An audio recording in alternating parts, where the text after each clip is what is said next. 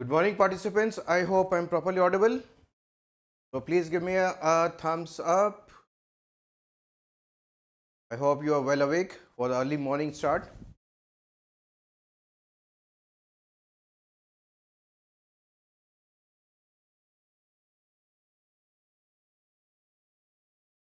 Good. So a confirmation is required definitely from your side that you are able to listen me and see me properly. Now, yesterday we started with the current affairs sessions. Now, yesterday I gave you around 50 odd pages to be covered in a day. And then I try to match with what was the coverage in the class. So the on an average, what I am expecting is that I am going to cover from what I share with you 25 to 30 pages. So let us again test this today itself, and let us set a standard of 25 to 30 pages to be covered in a day. Now further, I was also sharing with you what 50 questions with answers and explanation. Now there was a suggestion from one of the students that the answers or the explanation should immediately be following the questions. But see, the intention is that I am not going to give you just the questions and answers so that you are going to do the rote learning of them. So first is my intention is that first you go through all those 50 questions and try to attempt those questions on your own. And once you are done with by attempting the questions and you are stuck with the questions, then you are going to check the answers. Okay, so that is the intention. Otherwise, I can also do one thing. I can share the questions completely separately as a test for you on daily basis, but that will again be requiring two separate sheets to be shared with you. But I'm insisting that though I'm sharing the single sheet with questions at the top and answers and explanations at the bottom, that means you are going to first try the questions solving on your own and then check with the answers and explanations. I hope is this okay with you?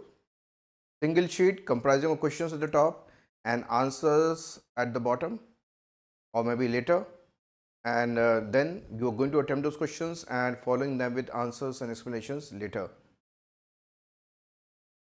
So that is the intention. So that's why I am sharing the questions in such a manner. So on this note, let's start the class. So today I'm going to start with a new handout that I shared today. And I'm trying to manage around 25-30 pages in a day. So let's see how these things to be covered. And tomorrow again 25-30 pages. So let's set that standard so that you are also able to cover them on daily basis, and I will also be cover them in the sessions also. So let us start with the first current affairs of the day. You are preparing for the UPSC examination, so we are going to start with UPSC itself. So UPSC is completing what, 100 years. UPSC is completing 100 years.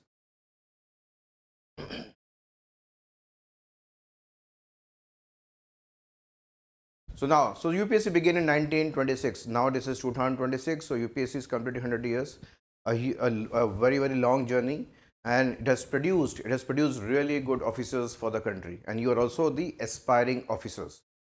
So let us see a little background of UPSC. So UPSC is going to complete the centenary year, had already started from 2025, and it's going to end in 2026, means completing 100 years.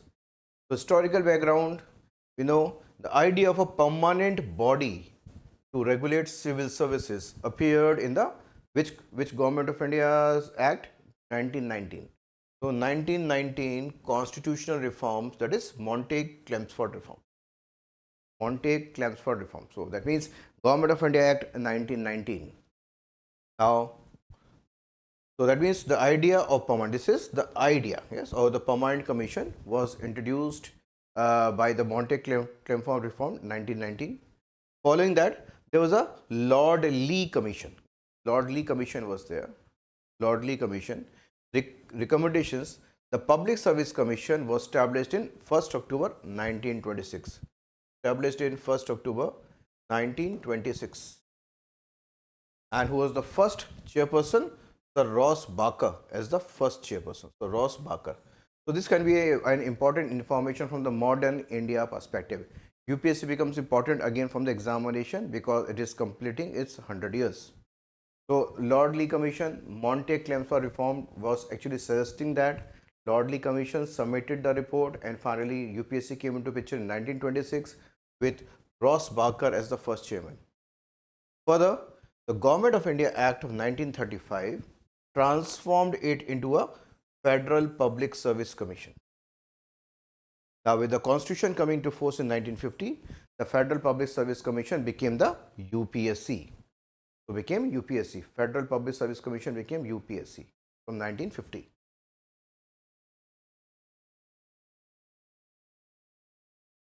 Now, UPSC is an independent constitutional body. Yes, we know there are certain autonomous bodies. Autonomous bodies as per the Constitution of India, like the Election Commission, like the UPSC, like the CAG.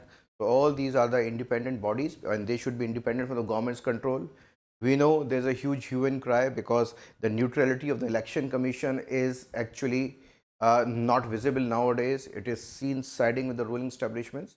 But when we talk about the constitutional bodies like the UPSC, Election Commission, the CAG, they should be completely independent from the control of the government in power.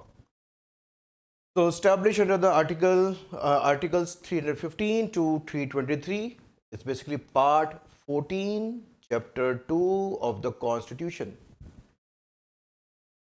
So responsible for recruiting officers of the All India Services. Now recently, an initiative by UPSC is the Pratibha Setu initiative. Now you must have filled the form, you have seen the notification, you have seen this Pratibha Setu initiative. We know around 2,500 students go for the interview. Around 500 students appear in the UPSC personality test, that is interview, and less than 1,000 get selected. So what about the remaining 1,600 students? Now these are already have what certain level of understanding, knowledge, maturity. So these are required to be utilized. They are required to be utilized in what? Different areas of work. So they can be hired by various corporations, they can be hired by various companies, even they can be hired by the government and the governmental departments. So there is always, so this pool is being created where these students can be diverted to different areas of work on the basis of the recruitment done by various organizations. So hence this pool who have tested the interview, they will not be getting lost again. So this is an opportunity for those students who are at least appearing for the interview stage. So Pratibha Setu it is a centralized online repository of the verified biodata that connects interview qualified candidates of the UPSC examination who were not recommended for the final selection, not coming in the final merit list, but to alternate employment opportunities by making their information available to interested employers, both public, that is the government sector, and the private sectors. Now, the next information, the next current affairs is with Jalnath Eshwar Temple. Yes, Jalnath Eshwar Temple. Now, this temple is belonging to which dynasty? This is Chola era, means the Greater Cholas we are talking about. The Greater Cholas. The Greater Cholas we are talking about. Again, problem is structural deterioration because almost 1,000 years old. It could require more repair, maybe requiring a repair. So hence, this becomes extremely important. So location is Ranipet district of Tamil Nadu. Now, Jalnatheshwar temple is dedicated to Lord Shiva. So, Lord Shiva worshipped as Jalnatheshwar. That is Prithvi Lingam, a lingam made of what? Sand. Then goddess Girija. Consort is goddess Girija. So, Jalnatheshwar belonging to Tamil Nadu, belonging to the Chola dynasty, the Greater Cholas. An important information for you again. So, when we talk about Cholas, so you should be knowing about the Chola architecture. The Chola architecture becomes very, very important. Because Chola architecture concretized and strengthened the Dravidian architecture. So all the contributions by the Cholas are required to be studied by you, because definitely, and when you talk about Cholas administration, Cholas, Variums, yes, all these are part of what basic UPSC questioning, and Chola architecture definitely a part of UPSC questioning.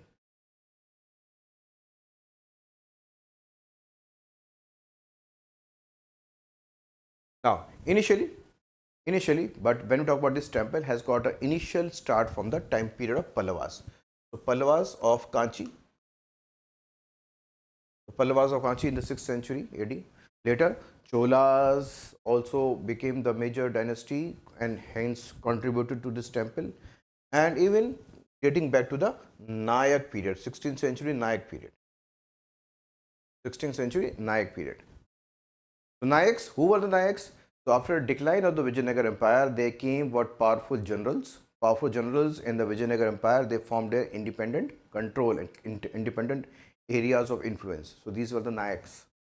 So there is a huge continuity of these temples from the Cholas to the so from the Pallavas to the Cholas to the Vijayanagar to the Nayaks. It's a three-tiered Gopuram. Yes, Gopurams are the gateways, concentrating granite walls and a past temple tank. So tank irrigation. So tanks are a very common feature in the temples of South India. Tanks are a very common features in the temples of South India. Now it is one of the 25. Sorry, it is one of the 275 Padal Petra Sthalams. Now what are Padal Petra Sthalams? These Padal Petra Sthalams are the temples which are sung in various songs, which are sung or mentioned in various songs. Songs means glorified in the Tevaram hymns. So Tevaram hymns are linked with what? The Nayanar saints, yes, the saints which are worshipping Shiva or Shaivism. So Nayanar saints, Shaivism, and these temples are being sung or mentioned in those songs. Yes, Padal Petra Sthalams. Now Tevaram, for your understanding, you may be doing art and culture, you must have done Tevarams. We know the two types of saints immersed in the Bhakti movement, the Nayanar saints and the Alvar saints. Yeah, so Alvar worshipping Vishnu, Vaishnavism, Nayanar means Shaivism. So Tevaram refers to the first 7 volumes of the Tirumurai. So what is Tirumurai?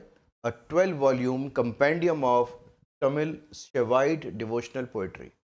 So they became popular with the coming of the emergence of the Bhakti movement. So now henceforth Bhakti movement becomes very important. Bhakti movement becomes very important. So and usually there is a 1 or 2 questions from Bhakti period. So you should be knowing about the origin, purpose, important proponents of Bhakti and their ideologies and their inclinations and their messages. All these become important. The composed between 7 to 8 centuries, these hymns were written by 3 most prominent Nayanar saints. We know Sambandha, then Appar and Sundarar, collectively known as Muvar, that is the trio. So 3 famous saints, Sambandha, Appar and Sundarar, all these 3. They composed Tevaram. And in this Tevaram, these temples are being mentioned as 275 Padal Petra Sthalams.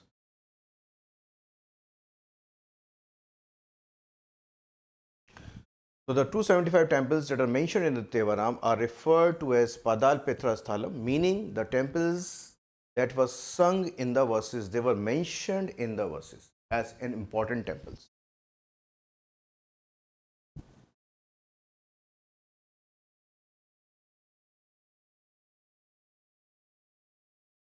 Now let's talk about Mahabodhi temple. So Mahabodhi temple in Gaya, Bihar. So there was generally a protest by the people belonging to the Buddhist religion that they should be given the full responsibility of managing the Mahabodhi temple. So at this moment, it is maintained by a government authority. It's government appointed authority. So nationwide protest demanding Buddhist control over the Mahabodhi temple in Bodh Gaya. The unrest centers on the Bodh Gaya Temple Act of 1949, which governs the temple's administration. That means there is a committee which is being created by this act, which is not solely dominated by the Buddhist, but basically there's a governing body which has been created, which may be having people from different religious background, and they are now actually managing this particular Mahabodhi temple. So there was a demand that it should be solely given to the Buddhist only, but this demand has not been met with success. Now, so hence the Mahabodhi temple becomes important. Now, Mahabodhi temple definitely linked with Buddha, so means where? Bodh Gaya, Bihar, on the banks of Niranjana river. Okay. So banks of Niranjana river. So try to read something more about the Niranjana river. So Niranjana river is origin. Okay, is it a tributary of some other river? So that means Niranjana river. Location is definitely, now you are knowing, is Bodh Gaya, Bihar. Niranjana river is origin, and basically is it being a tributary of any other river? So please try to actually understand. Please try to understand. The site marks the spot where the Prince Siddhartha attained the enlightenment, under the Bodhi tree. Bodhi tree. So it is linked with what? Buddha gaining enlightenment means he was deciphering out the problems that he has seen across and what is the solution. So he was meditating and finally he got enlightenment, maybe a futuristic solution which can be planted for dealing with multiple problems, or the multiple problems the people face. Full noble truth, okay, full and the eightfold path. Originally built by Ashoka, that means now we are talking about the Mauryan dynasty. So Mauryan dynasty and its contribution in terms of the architecture becomes important. Mauryas, mostly the questions are being asked on the Ashokan pillars, yes. Major edicts, minor edicts, okay, major pillar edicts and minor pillar edicts. So these and their locations and their messages, all these are very important areas for the UPSC to ask questions. So please focus on these. Now with the later additions by the Shunga dynasty, Shunga later replaced the Mauryas and the Gupta dynasties. We know by the 12th century AD, the Buddhism declined in India. So the temple too fell into neglect.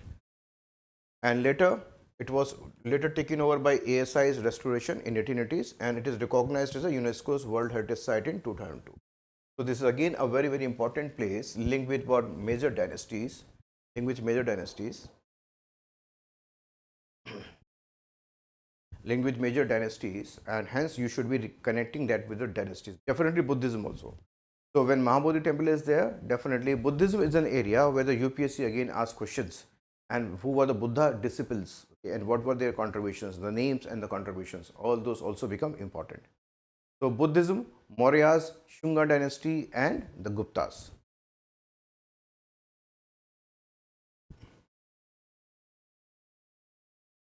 Now, it is also the Mahabodhi temple is also the India's earliest surviving brick structure. This is to be mentioned, surviving brick structures. Though we know the bricks are also linked with Indus Valley civilization. Now, Vikramshila. So, Vikramshila University, we are talking about again the eastern part of the country. Vikramshila is again linked with a dynasty called Pala dynasty. Palas followed by Senas. Yes, Palas followed by Senas.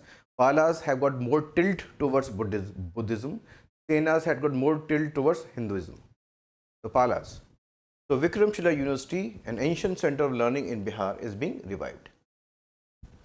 Now, who is the king involved here? The king who is involved here is the Pala king Dharampala, founded the Vikramshila University in the late 8th to early 19th century. And Vikramshila existed and flourished alongside Nalanda. Alongside Nalanda. So there were certain viharas, monasteries, places of learning during the time of the Palas, which flourished in that time period.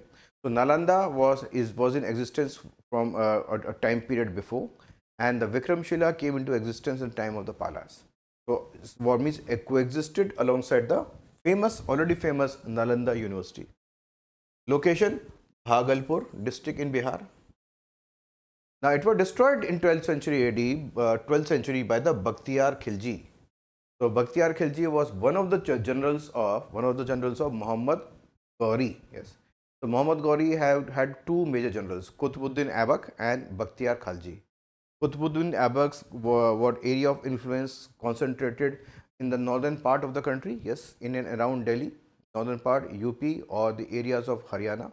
But when talk about Bakhtiyar Khalji was more interested in Bengal area or the eastern area. So while approaching towards the eastern area, he destroyed this initially the Vikramshila University. So again, so Bakhtiyar Khalji again. So this part of the medieval India also become important. Who was Bakhtiyar Khalji? He was one of the major generals of the Muhammad Ghori. Yes, Muhammad Ghori. Now, it is a prominent center of Tantric Buddhism and Vajrayana. So we know about that Mahayana and Hinayana. Yes, Mahayana, Hinayana, but later in the 8th and 9th century and the form of Buddhism version becomes prominent, that was the Vajrayana, which mostly influenced Tantric Buddhism. Now, scholars from Vikramshila were sent abroad to spread Buddhist teachings. So that means it was also doing missionary activity. It was also involved in missionary activity. It was also involved in missionary activity. Now, one of the prominent missionaries was Atisha Dipankar. Yes, Atisha Dipankar, please note the name. A key figure in the revival of Buddhism in the Tibet area, was one of the most celebrated scholars. The most celebrated scholars. Most celebrated scholars. Now, further, Atisha Dipankar.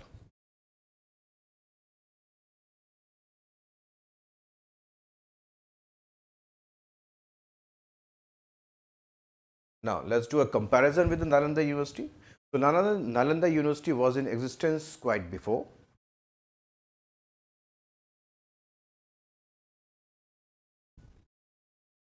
Nalanda University was in existence quite before. So, let's see its relationship. Yes, its relationship with the Vikramshila University. A moment. Now, so comparison with Nalanda University. While Nalanda University flourished from the Gupta period, to the 12th century, Vikramshila thrived during the Pala period. But we know Nalanda got more international fame in comparison to Vikramshila, though Vikramshila was very prominent in spreading Buddhism to Trans Himalayas, that is Tibet. Now, let's talk about the other universities which flourished in a time period of Palas. Let's see. So, one is Udantapura University and then in Bihar. So, attributed either to Gopala, the king of Pala dynasty, or Dharampala. It is located in the modern day Bihar Sharif. Now, it served as a model for the design of the Samye monastery. Now, which is there in the first Buddhist monastery in Tibet. That means Udantapuri what university, yes, basically became the model for the construction of a monastery in Tibet, that is Samye monastery. Further, next was Somapura. Somapura is currently in Bangladesh. Location, Navgaon in Bangladesh. Now UNESCO World Heritage Site. It was a major center for Buddhism, Jainism and Hinduism, influencing Buddhist architecture as far as Myanmar and Java. So this again became the influencer of the spread of Buddhism and the Buddhist architecture, Buddhist religion in Southeast Asia. So we are talking about Somapura, Udantapuri, Vikramshila. Nalanda was already in existence, and there is one more, that is Jagdala in West Bengal. It became a refuge. Now, this is important. It became the refuge for scholars fleeing the decline of Nalanda and Vikramshila during the later periods of the empire. So, it witnessed a migration of scholars from the other universities, other prominent universities like the Vikramshila and the Nalanda, and it became the base for all those migrants.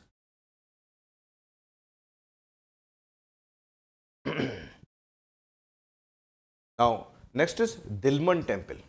Now, we know the Dilman was the area which again comes in our mind because its linkage with the overseas trade with Indus Valley civilization. So, Dilman somewhere in Middle East, somewhere in around Bahrain or area like Kuwait or Qatar. Yes, so Dilman is that area. So, a 4,000-year temple belonging to the Bronze Age, again the same age like the Indus Valley civilization. Dilman civilization has been unearthed on the Failaka Island, Kuwait. So, this location now becomes important. Dilman already the part of his trade relations with Indus Valley civilization. And a second Dilman temple found at the same site. The discovery indicates continuity of temple construction and ritual activity in the region. That means again it is belonging to a time period of Indus Valley civilization.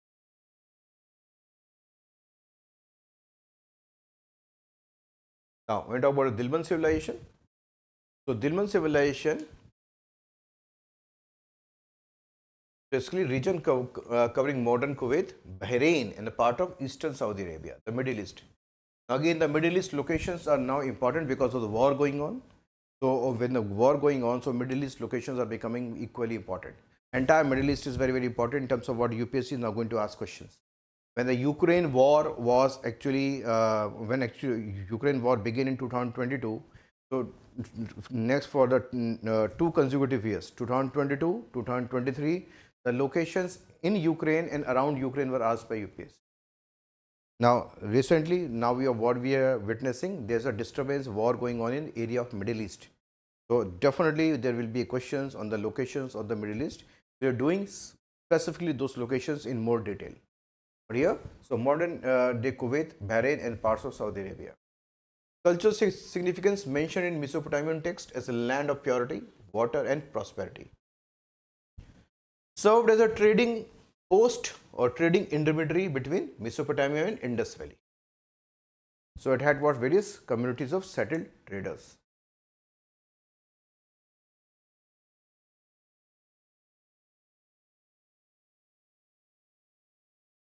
Now, let's talk about a scheme. Yes, let's talk about a scheme that is Prime Minister. Let's talk about a scheme that is Prime Minister Dhan Dhanya Krishi Yojana. So PMDDKY. So this is not a separate yojana altogether. It is basically a platform to bring together multiple schemes at one place. So what is Prime Minister Dhan Dhanya Krishi linked with agriculture yojana. So it was announced in the last budget to make farming easier, modern, and more profitable. Now it is modeled after the Niti Aayog's Aspirational Districts program. So what is Aspirational District program? Try to read. Aspirational district programs, there are more than 100 districts which are the most backward districts, and these are the focus of development. And that means what is the focus of development is they should be elevated to match the development of other districts, and hence all the important schemes and programs with specific focus should be implemented so that these districts also develop and move fast with the growth of the country. So aspirational districts program. To try to read something more about the aspirational district program, but focused exclusively on agriculture and allied sectors. So agriculture allied sectors are the crop based and the non-crop. So allied sectors can be what your horticulture, yes, your pisciculture, your apiculture, okay, sericulture, allied sectors. Also are the food processing industries. All those are allied sectors. So here, when we are talking about all these, so it is specifically focusing on agriculture and the allied sectors.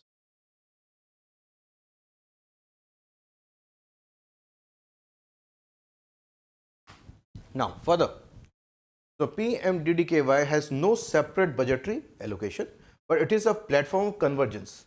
It converges budgets of 36 existing schemes from 11 departments. So this is to be noted. So it is not a separate scheme altogether with separate budget, but basically it is playing the role of a convergence of multiple schemes at one place for better coordination. Like Pradhan Mantri Kisan Samman Nidhi, that is the cash incentive of 6,000 which is being transferred to the farmers annually. Pradhan Mantri Fasal Bima Yojana, the insurance scheme, the crop insurance scheme, and then Pradhan Mantri Krishi Sichai Yojana means the irrigation scheme. So the key objectives: crop diversification, sustainable farming practices, then expanding post-harvest storage and value addition. Now this is extremely important. Now most of the farmers actually lack the storage capacities. So they are required to be connected with various storage systems. And for storage system, there is a requirement of creating multiple what cold storages and what godowns. And these should be the centers where the things should be purchased and stored, and hence helping the farmers so that their produce is not going to become rotten or waste. Support women farmers also, youth and allied sectors. So women will be, okay, youth will be allied sectors like the dairy, fisheries, poultry. Now this is basically non-crop, yes. So these are the incomes which are linked with non-crop based activities. and these non-crop based activities will definitely be helping. For example, when I talk about typically a farmer's family, in the rural areas, typically a farmer's family may be comprising easily 5, 6 to 7 people. And now when we talk about one or two people, definitely will be involved in what crop based agriculture. But the other family members can be engaged in what non-crop activities like dairy, poultry, pisciculture, other forms of aquaculture, apiculture. So they can be and what horticulture. They can be engaged in those, and these can be converted into what food processing later. Okay, so means this has the potential to be getting scaled up in terms of food processing, in terms of what starting their own brands, promoting rural entrepreneurship. So here, support women, youth and allied sectors, dairy, fishery, poultry to diversify the income sources.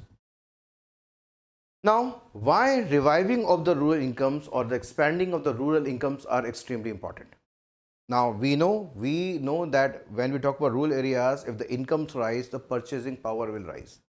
And with the rising purchasing power, there will be demand for more goods and services in the economy. And when the rural people demand goods, they will be requiring those cheap also. Okay, and they will not be going to buy from big multinationals or big national companies. They will be buying from the micro, small, and medium enterprise. So this is going to give the boost to the economy. That is the secondary sector, the MSME sector. So expanding the rural income is not only helping the families in rural areas, but it's going to boost up the Indian manufacturing, especially MSME sector. Achieve self-sufficiency in food grains, pulses and oilseeds, strengthening irrigation infrastructure and improving access to both long-term and short-term agriculture credit. So it's a convergence for each and everything. There can be certain schemes which can lead to crop diversification. There can be certain schemes which are basically linked with post-harvest storage and value addition and marketing systems. There are various schemes which are linked with non-crop activities. Okay, so irrigation infrastructure. So all these are brought in the form of convergence through this particular platform. Now, what are the district selection criteria? District having low productivity, moderate crop intensity, that means the volume of production is less. Low credit access means access to what formalized financial credit system or financial system is less. Geographical representation, the selection will consider the share of net cropped area, and a minimum of one district will be selected from each state to ensure balanced regional development.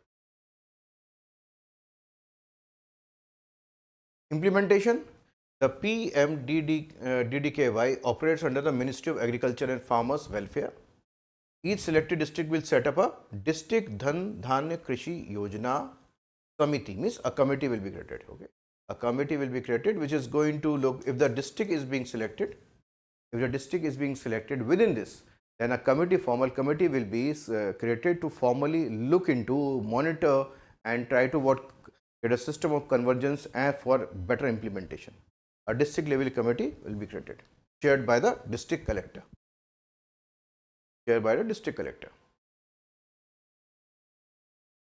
Oh, maybe there's a problem with this image, but let us continue. Pradhan Mantri Kisan Nidhi, yes, this is what is difference between PMDDKY, that is a convergence platform, versus other schemes. So Pradhan Mantri Kisan Nidhi is 6,000 years cash transfers, but here PMDDKY advantage adds irrigation, storage, markets and training for the farmers. Not simply cash transfers, but all these are the additions via PMDDKY. Pradhan Mantri Fasal Bima, which is a crop insurance, is a crop insurance against losses, but adds further includes insurance plus loans plus technology and infrastructure transfers, because it's a convergence platform adding to the existing schemes. Pradhan Mantri Krishi Sinchai Yojana is irrigation development. This covers irrigation, storage, credit and allied sectors. Pradhan Mantri Rashtriya Krishi Vikas Yojana RKVY, state-led agriculture projects, but here it provides national coordination, district-specific plans and convergence. So what you find here is when you talk about PMDDKY, it is going to add up huge value addition in terms of coordination, in terms of further additions to the respective schemes. Now, the next thing we are going to cover is rising cancers. Yes, this is the major thing that we are witnessing across the world, including India, including here. So, rising cancers. Now, anyone can now be a cancer patient. Okay, and here this numbers on these numbers are actually rising. These numbers actually rising. We are witnessing huge splurge in the number of cancer cases and deaths even in our country, India.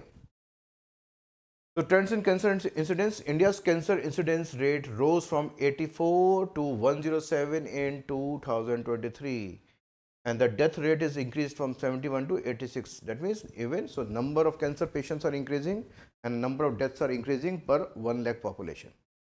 Now, let's understand is mnemonic cancer. Mnemonic is basically the way of understanding the dynamics. Yes, means the words. So, let's break the cancer here. CANCER in terms of what? Relationship through these alphabets about the understanding of cancer dynamics. Let's break this. Now, why the cancer is increasing? Because first reason is changing demographics, aging. Now we know life expectancy has increased. When life expectancy has increased, there can be the stages or the chances when the cells begin to deteriorate in any part of the body, which can give rise to what? Cancers. So there are more probability that with the rising age expectancy of the people in India, more elderly population, and more elderly population, so there is always a way of moving towards a death. One of the ways can be what cancerous cells, which can be emerging in any part of the body, giving rise to what? Cancer and cancer related deaths. So first major reason is for changing demography. So rising life expectancy and population in India increase older adults at cancer risk. So longer life expectancy has led to higher prevalence of non-communicable diseases, including cancer. So this is the cancer, the first C.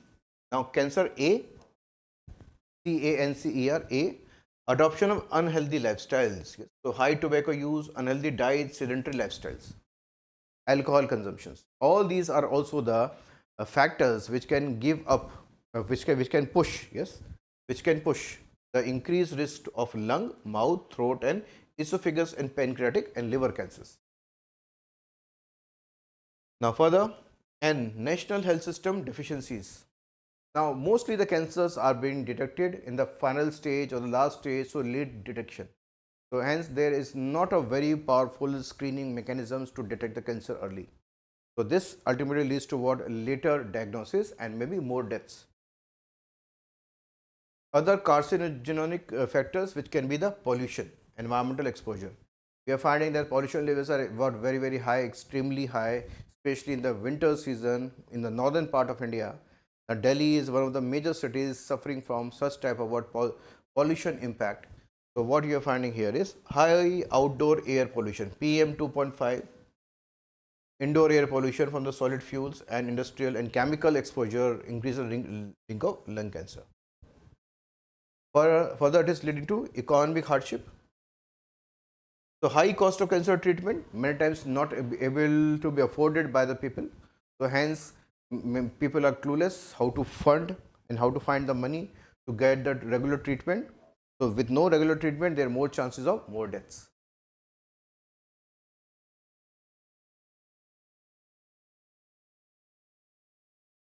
Rising infection in cancers. So infections contribute significantly to cancer burden. For example, human papillomavirus, HPV virus, that is linked to cervical cancer. That's why now this for the girls and even for the boys, the cervical vaccinations are being coming. Cervical vaccinations. So that is now almost a must. Now there are also campaigns in the schools to get the cervical cancer, cervical related what vaccination which is being given to the students in the schools also. So now they are also reaching the schools to provide such type of vaccination. Hepatitis B and C virus, so liver cancer and stomach cancer. Now what are the cures here? So what are the cures here? Now one of the major cure is control carcinogens, strengthening the Cigarettes and Other Tobacco Products Act and raising tobacco taxes can curb cancer by reducing tobacco use. So that's why we have seen that this has been working fine, because here this was a focus area for last 30-40 years, and definitely the number of the smokers have come down. But that is not the only case. It's not about smokers, but when we are talking about the people who are chewing gutka and other tobacco products which are actually chewable, they are increasing, though the smoking may be declining. There is a requirement of a universal vaccination screening, strengthening screening programs by integrating primary health centers, ASHA workers, ANM workers for early detection referrals, and creating a robust treatment infrastructure.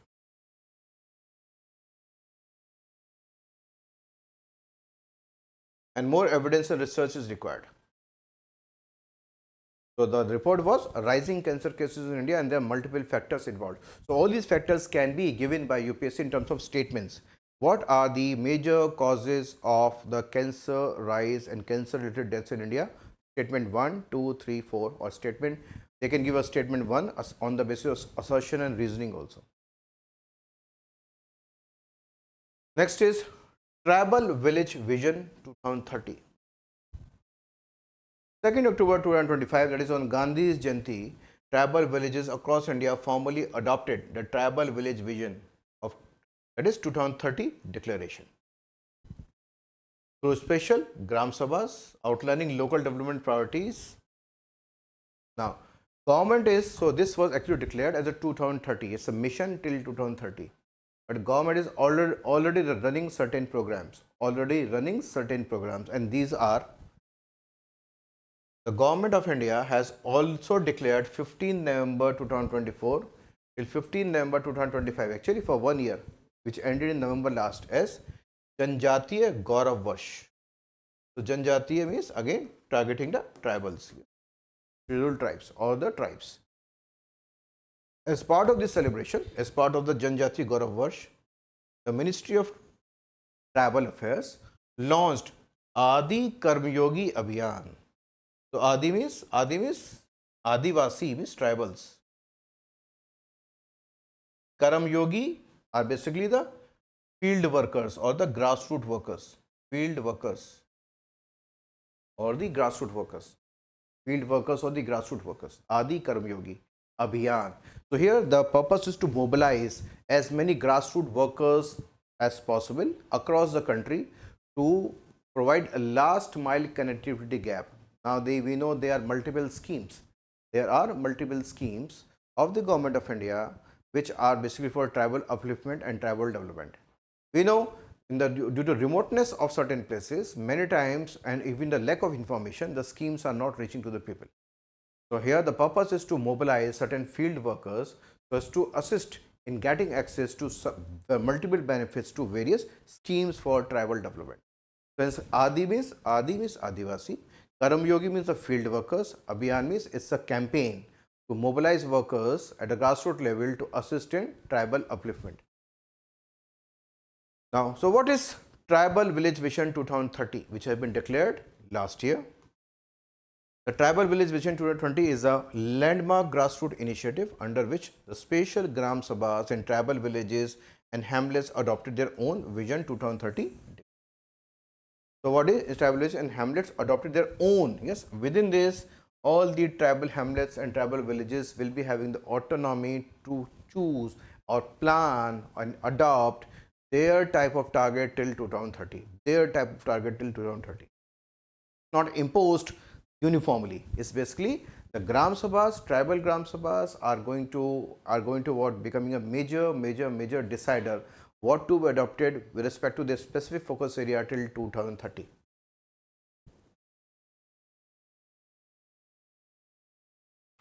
So these declarations are community crafted blueprints. This is community crafted blueprints. That means it is talking about community mobilization or community participation.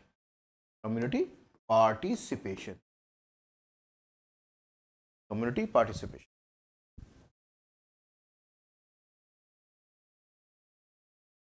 Community participation.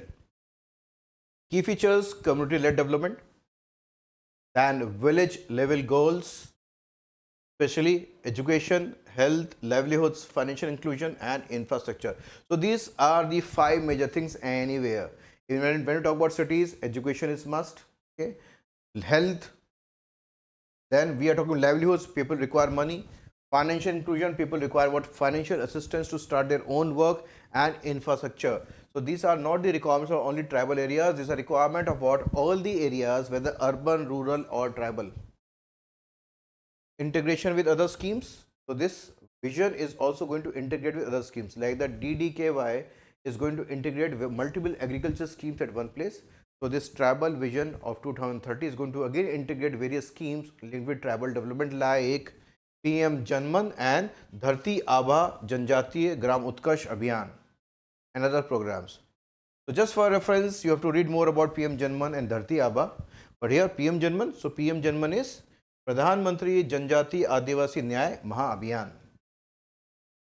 Is a flagship mission launched by Government of India in 2023 to improve the socio-economic condition of PVTG tribes. Yes, so Janman is not linked with all the scheduled tribes.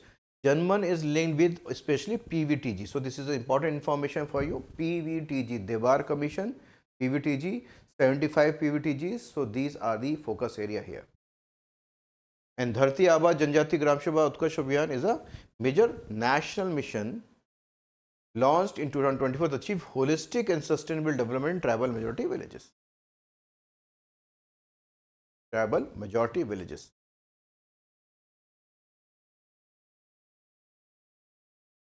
Now, further.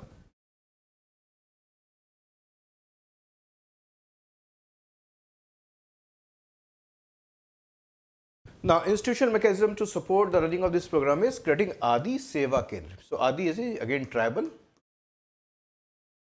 Seva, Seva means help. Kendra is centers. Can be the help centers or the assistance centers will be created. Now, next current affairs is about a person known as Pandit Chandulal Mishra. He was linked with Hindustani classical music, Thumri. Hindustani classical music, that is Thumri. Pandit Chandulal Mishra. He was a legendary Hindustani classical vocalist. We know there are two major, Hindustani and Carnatic. So again, you should be knowing more about the Hindustani music and also the Carnatic music. Again, this is a part of what art and culture part of your history. Again, becoming important. Hindustani classical, the differences between them and different forms in all of these, and the major proponents or the major artists. So Pandit Chandulal Mishra. Now he was a doyen of which gharana? Banaras gharana. So Banaras, Varanasi in UP. And he was basically famous for Thumri, Dadra, Chaiti and Kajariya. So he was renowned for the mastery of the Purab style of Thumri. So there can be multiple styles of Thumri. So what is Thumri first of all, and which are the styles of Thumri? So you should be knowing. So Thumri, what is Thumri, and then finally the styles. Now out of these styles, one major style was basically the expert area or expertise area of Mr. Pandit Chandulal Mishra. That is a Purab. Purab means east, eastern. Now what is actually Thumri?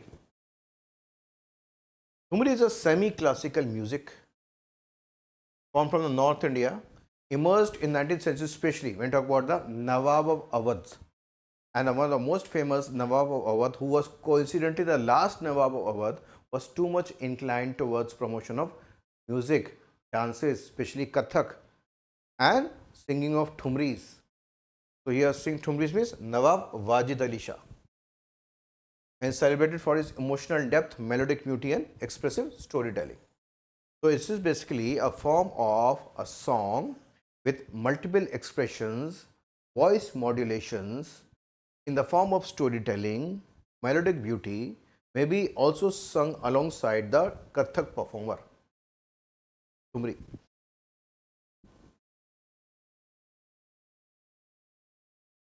Now, after Awadh's fall in 1856, its center moved to Banaras, from Lucknow to Banaras.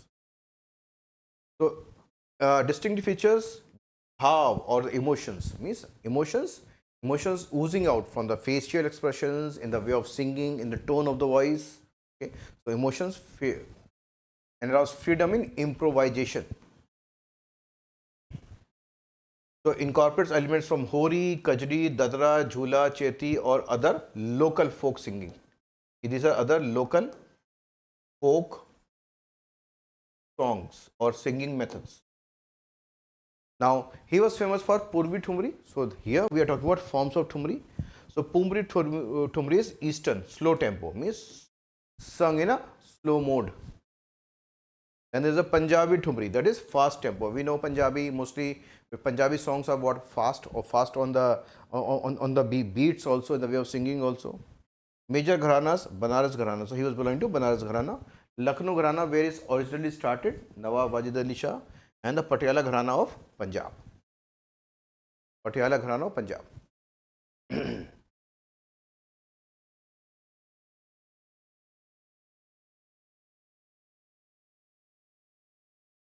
Now, next is People's Plan Campaign. People's Plan Campaign is linked with what? Ministry of Panchayati Raj here. Again, the purpose is mobilization of the community participation in planning for their local area development. That is village area development. People's Plan Campaign. It was launched, so Ministry of Panchayati Raj launched the People's Plan Campaign 2025-26 with Sabki Yojana, Sabka Vikas as the campaign motto. Across all states, across not selected states, all states and UTs. Now here, all states and UTs. So here we should be focusing on the keywords because UPSC always play with keywords.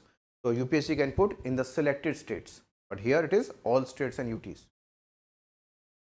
The campaign initiates a nationwide process preparing panchayat development plans for financial year 2026 here with the involvement of people. Involvement of people means encouraging people's participation. So what is People's Plan Campaign? People's Plan Campaign is launched again. It has been continuing for last 6 to 7 years. Means 2nd October 2018. Known as the Jan Yojana Abhiyan. Jan means the Yojana means planning done by the people. Okay, the planning initiated and done by the people aims to strengthen participatory, transparent and accountable local self-governance by involving citizens. Yesterday we had seen various e-governance initiatives with respect to panchayats. Now, there will be a formal main examination question, how to strengthen the Panchayati Raj system in the country, or the Panchayati Raj system initiated to 73rd Amendment Act has not led to a powerful, transparent, accountable local area governance. You have to mention about the examples of these. Okay, this can be done for the upliftment of local area development. In that, e-governance can be one of the initiatives, in which what people's participation can be one of the initiatives. Objective is prepare an inclusive, convergent development plans, which can be gram, block and district. The campaign seeks to achieve effective localization of sustainable development goals, SDGs, focusing on what? SDGs, which can be localized in terms of implementations to people's planning and participation. So here the mention is also that of SDGs. Now one more thing here is, you should be knowing about all these 17 SDGs. If you are not knowing about these SDGs, so please try to relate, yes, all the SDGs one by one. So you should be knowing all the SDGs from 1 to 17. Immediately what is there in goal SDG 5 should be coming into your mind, which is gender equality coming to your mind. So you should be knowing about all those SDGs. So please do a revision of all these 17 sustainable development goals.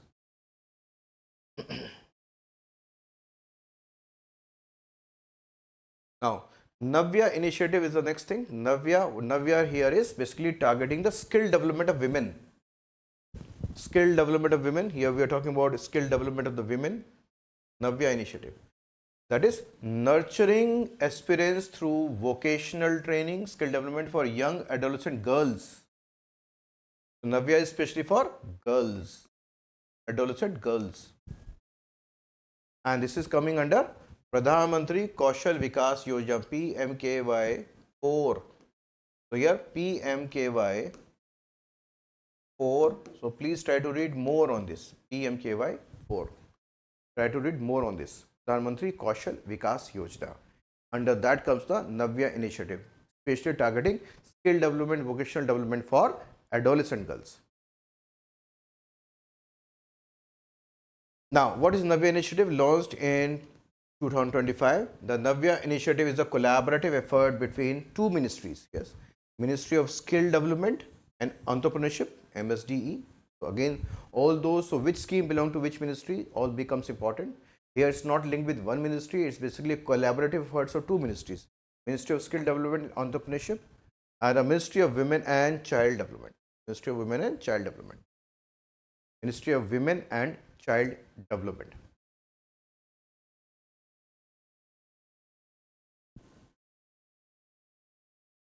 Now, this is not for Pan India. This is not yet initiated Pan India. So here again you should be knowing is it's a limited approach at this moment. So here currently the initiative is being piloted in 9 districts across 9 states. 9 districts. So People's Plan campaign is throughout the country, all the states and UTs. Navya initiative is piloted across 9 districts in 9 states. So these districts have been identified as aspirational by the Niti Aayog. So again coming into picture are aspirational district program of Niti. So what is aspirational district program and which are those aspirational districts? The initiative will cover so many aspirants. Okay, forget about this. The key objectives are basically demand driven training. So what is demand? Industrial demand. What is required at workplace? What is required at workplace? It's not talking about means for providing any form of skill development or selling any course for in the name of skill development. It is talking about demand driven. Demand is what is required at the working places, what is required by the industries. Accordingly, the demand is being generated for a specific vocational skill, and then that vocational skill is to be imparted through Navya initiative. Holistic development models on health, hygiene, financial literacy, life skills, and legal awareness also. This is also talking about not simply the skill development, but also increasing the basic and advanced awareness level of the girls in the field of better health, better hygiene, financial literacy. Financial literacy includes, okay, importance of saving, having a saving account, access to credit, okay, child benefit transfers, insurance, pensions, micro pensions, all those are financial literacy. Life skills, that is personality development, and also legal awareness about POSH, prevention of sexual harassment, POXO, okay. So all these are the important acts which are supposed to safeguard the young girls as well as the women also, like POSH. Promote employability and entrepreneurship and gender inclusive skilling. Gender inclusive skilling all becomes important.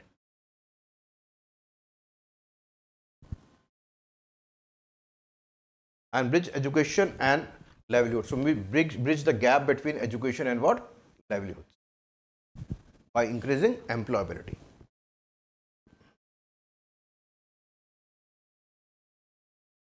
Now let's talk about NAT Polrex. Yes, NAT Polrex is basically an exercise for reducing marine pollution by Indian Coast Guard.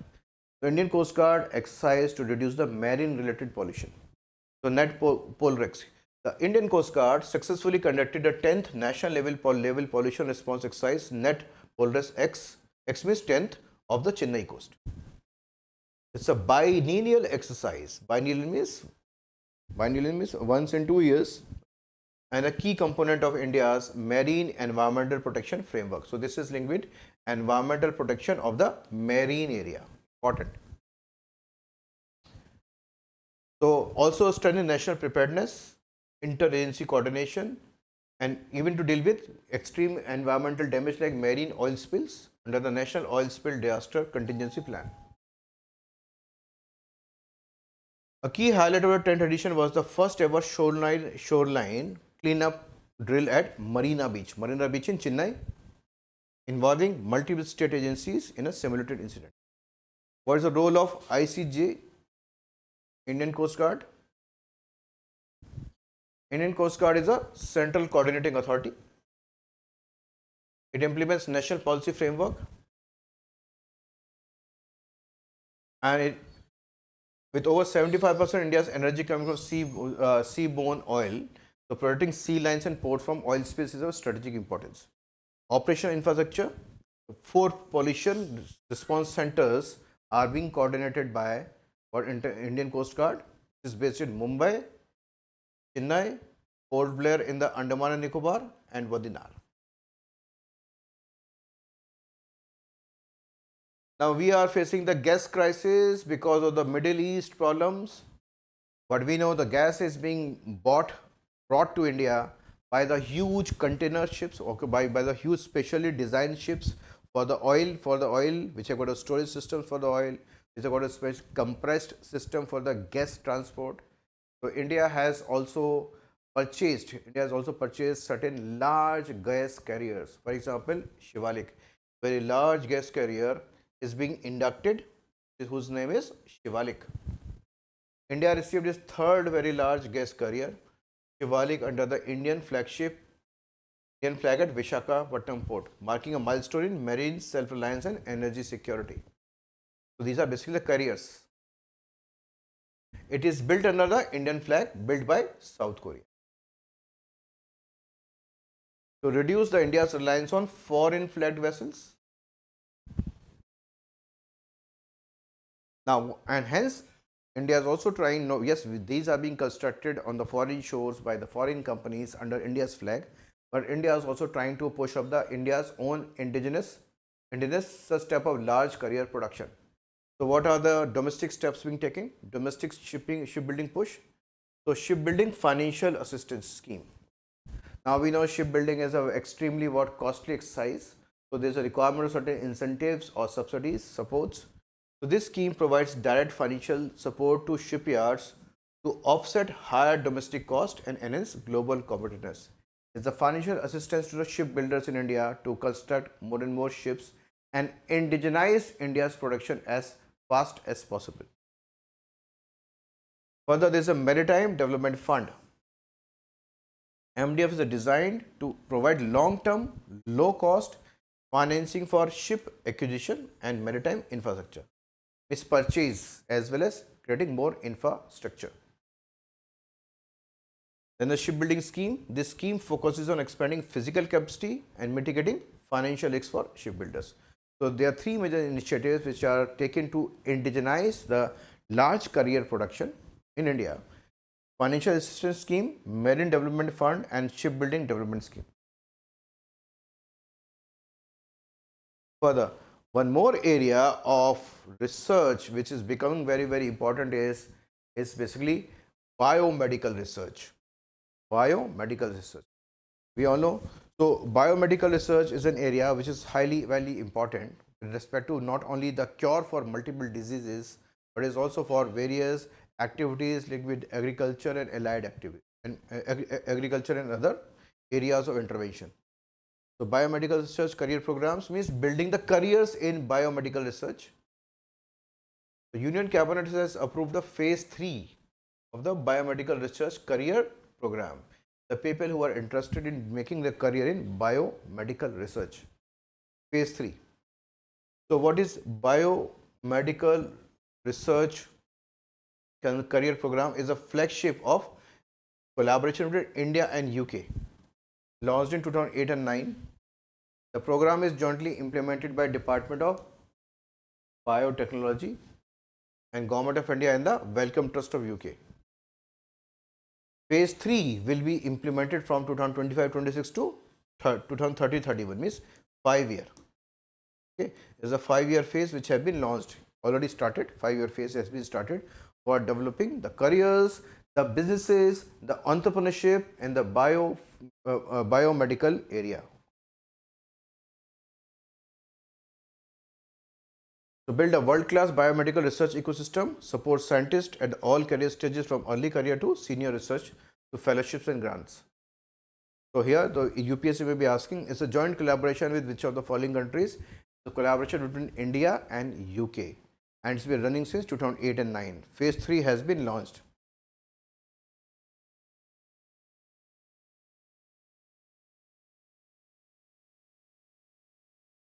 Now, Zoho platform.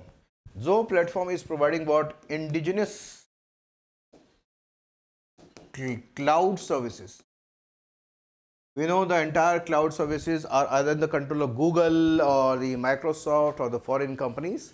Now the Zoho platform is an Indian company which is going to provide, which is providing what? Cloud services to what? Indian customers. Okay. Now here, for example, the first major user is the government of India. So the major move towards indigenizing digital infrastructure, the government of India has migrated around 12 lakh official email accounts, including that of the email account of PMO, Prime Minister's Office, to the Zoho developed platform, reinforcing data sovereignty and Swadeshi tech adoption. So what is Zoho Corporation? Zoho Corporation is SaaS, okay, is software as a service provider, founded in India in 1996, headquartered in Chennai, and its user across more than 150 countries. It offers a vast portfolio of what? Cloud-based business applications, and hence it directly compete with Microsoft and Google. Zoho platform is audited regularly by the software quality systems, and the security and the inputs are being provided by National Informatics Center, NIC, and CERT-in.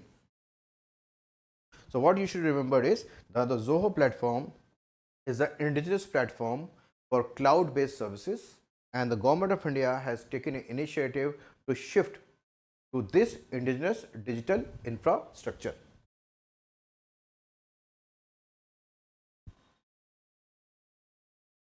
Now, what is NIC?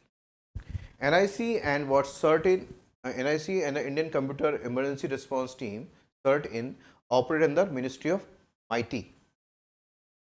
They serve distinct roles in India's digital landscape. Designs, develops and implements IT system for central and state government. So NIC is primarily the government's technology partner and infrastructure provider. It designs, develops and implements IT systems for central and state governments. That is the role of NIC, National Informatics Center. While CERT-in basically dealing with cyber security. It's a nodal agency for dealing with cyber security issues in the country. Cyber security issues in the country.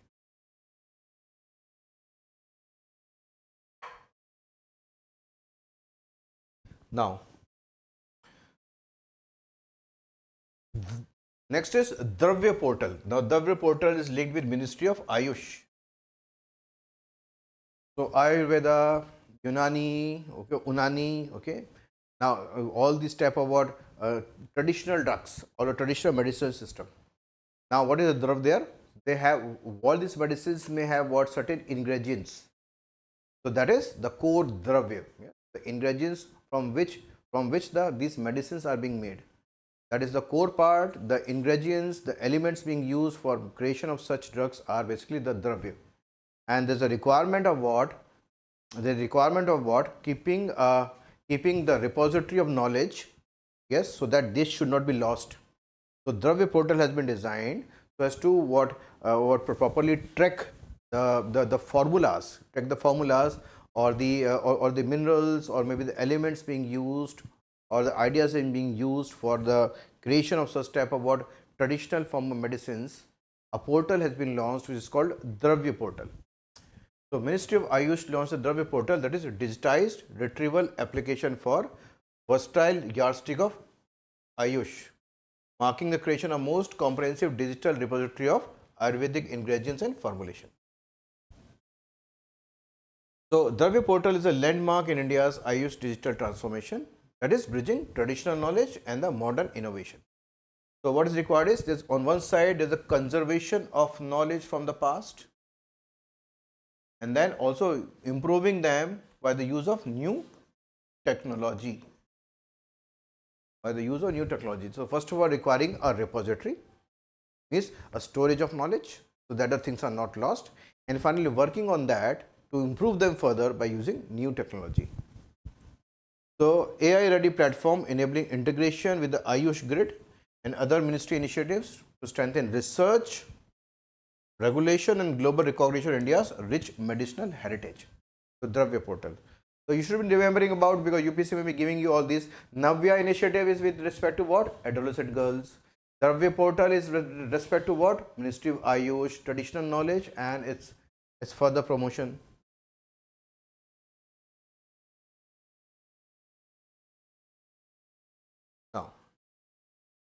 Now, when you talk about environment, yes, there is a thing called carbon fertilization effect. So, carbon fertilization effect. So, now the studies has been showing that in the Amazon forest, the height of the trees are increasing because we know the carbon emissions in the world is increasing, and the trees are basically the carbon absorbent. They absorb carbon, they sequester carbon. So, more the carbon intake is leading to the growth of the trees. Now, the nature study shows Amazon forest trees are growing larger due to rising atmospheric carbon dioxide levels, which triggers the carbon fertilization effect, which enhance more photosynthesis and hence more plant growth, which increase carbon storage and may help offset climate change. So, trees are growing taller in the Amazon areas because the higher release of carbon in the atmosphere absorbed by these trees, which giving rise to carbon fertilization effect with more increased photosynthesis and the plant growth. So, what is carbon fertilization effect?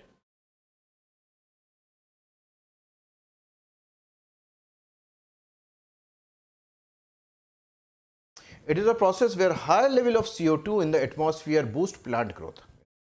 Simple one line understanding, higher atmospheric level of CO2 actually increasing the plant growth, carbon fertilization.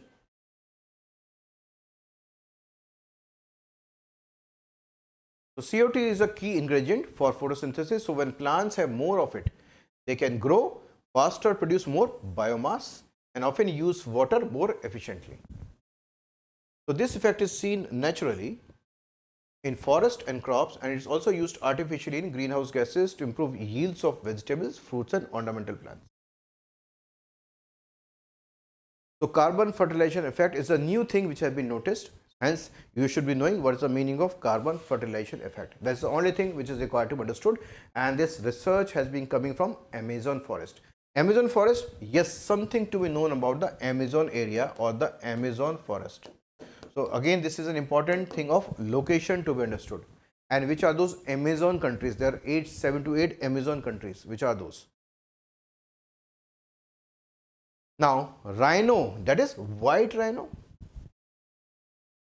A documentary on cloning, gene editing and species won the Gold Dolphin Award for showcasing efforts to save the northern white rhino. Now, what are white rhinos? Where are they? White rhino is the second largest land animal. The species is split into two different genetic subspecies, northern white rhino and the southern white rhino. So, that means which type of subspecies is requiring what revival? The northern white rhino, yes, the northern white rhino is requiring revival, not the southern white rhino. Southern white rhino is still they are in large numbers. Now, what is the difference between their habitats? The northern white rhino, how many they are remaining?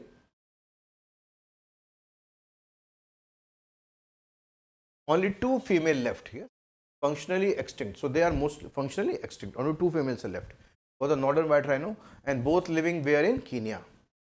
Southern white rhino, they are already in large numbers. Southern white rhino, they are already in large numbers. So, found mostly in South Africa, Namibia, Zimbabwe and Kenya. So, comprising of 98.8% means almost 99% of white rhino population. So, southern white rhino, the subspecies of a white rhino comprising of almost 99% of the species. And when we talk about a northern white rhino is functionally extinct, only two females are left. Hence, the effort has been made toward revive the northern white rhino.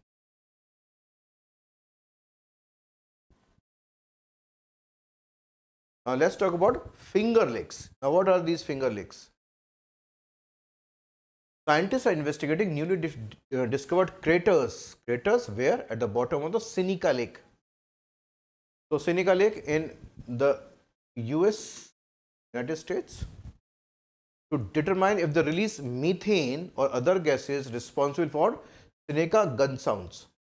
The special gun-like sounds are being heard or witnessed from the finger-shaped lakes around Seneca.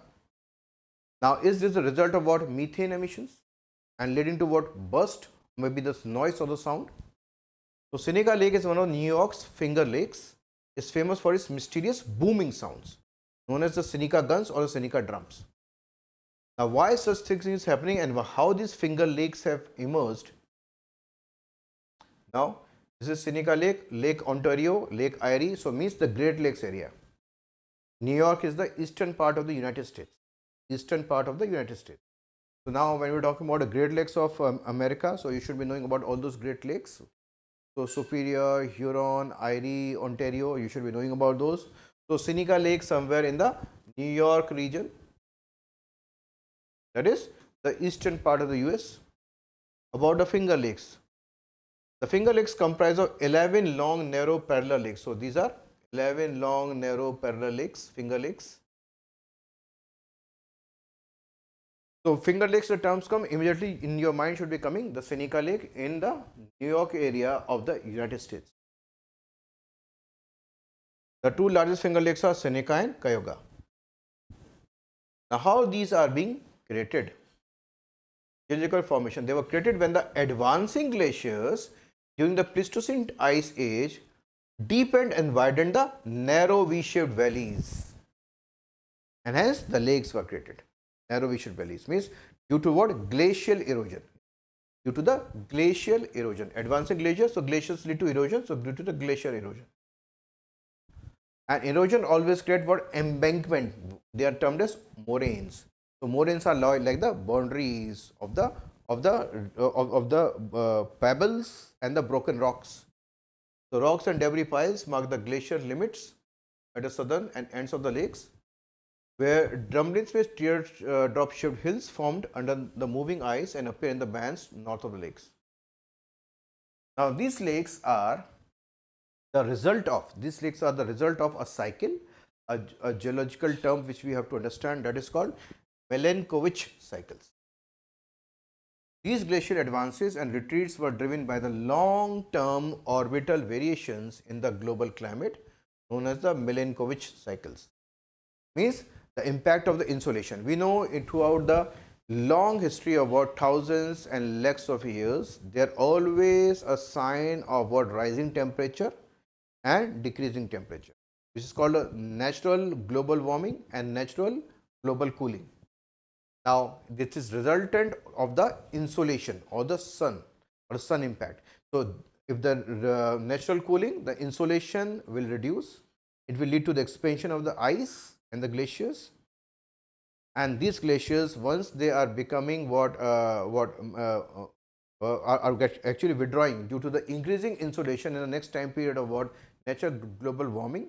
So, these glaciers will lead to evaporation of the rocks, erosion, which is going to deepen the V-shaped valleys, creation of lakes. So that is called Milankovitch cycle. So Milankovitch cycle are the long-term variations in Earth's orbit and rotation that collectively affect the distribution and intensity of solar energy or insolation reaching the planet.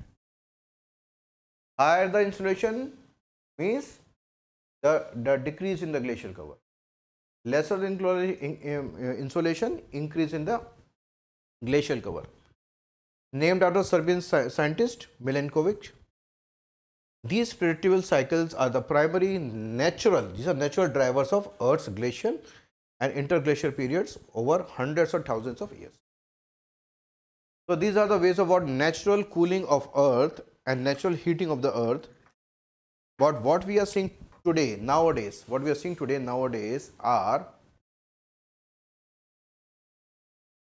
is the human induced global warming more in comparison to the natural warming of the Earth. So Seneca Lake, Seneca gun sounds are linked with the Finger Lakes. Finger Lakes have been created on the basis of Milankovitch cycles. Milankovitch cycle is basically talking about the increase in insolation and a decrease in insolation over a huge time period of thousands of years in a natural manner. Now,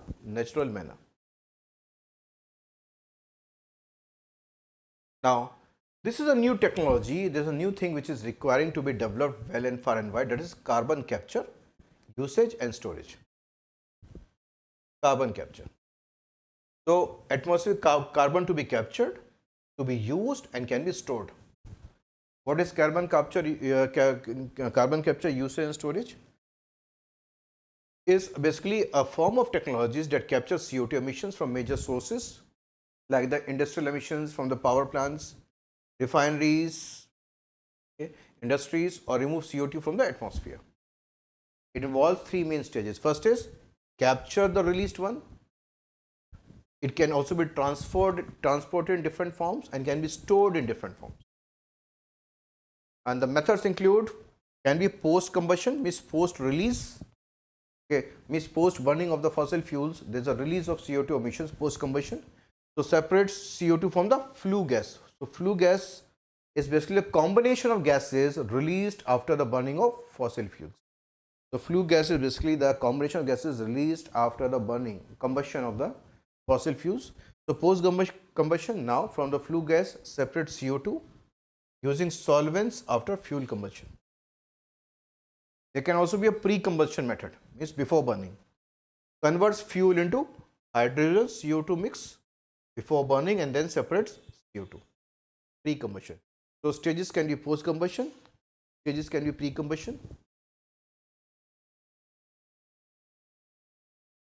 Then comes oxygen fuel combustion. Burns fuel in pure oxygen, producing CO2 and steam from easy capture. So captured CO2 is first of all compressed, transported via pipeline, and then maybe a ship, yes, in compressed gas containers, rail or road, and injected into where to be stored? Deep ecological formations like depleted mines, yes, depleted oil and gas fields or saline aquifers for long-term storage. So alternatively, it may be used in commercial application. So what is India doing in this regard? So what is India doing in this regard? What is India doing in this regard? So let's understand. Now India has not yet able to deploy and develop the CCUS, yes, systems, but it is testing various methods in different forms. For example, CCU test beds for cement sector. So cement sector, cement production. So there are test beds which are being created. So India has launched its first cluster of 5 CCU test beds for the cement sector under the PPP model. Next method is, which is being developed, is oxygen enhanced calcination. So converting CO2 into concrete blocks and olefins. That means again converting them into a different form altogether. That is olefins, example ethylene and propylene. So what are olefins? Again to be understood in little detail. Olefins are rarely used end products. They can be processed into plastics can be created from olefins. Synthetic fibers can be created, that is polyesters and acrylics for clothing. First of all, India is testing the CCU methods, first of all in cement manufacturing plants. It is testing that through oxygen enhanced calcination, converting CO2 into olefins. Olefins can further be converted to usable plastics, can be converted into various synthetic fibers.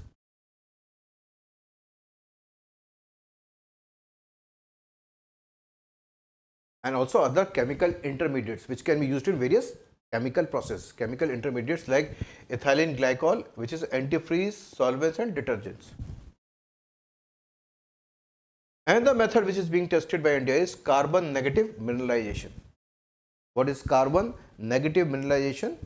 It is permanently locking CO2 into rock formation. Permanently locking CO2 in rock formation may be overused mines or the mines which have now been declared non-profitable. So there it can be sequestered.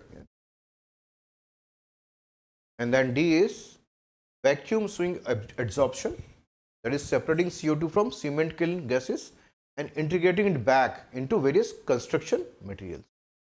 So here India is testing in 4 areas.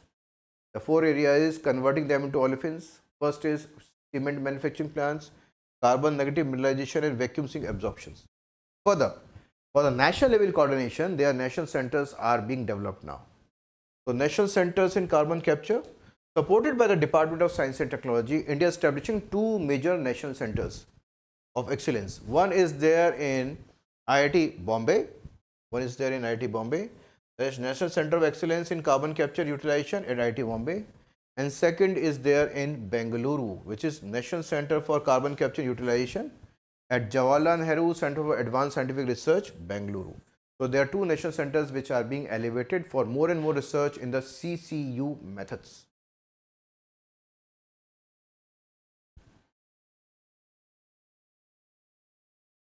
Now, next is METHRI 2. Now, what is METHRI? We know METHRI is our station, is a research station in Antarctica. Now, the METHRI 2 is a new station in Antarctica.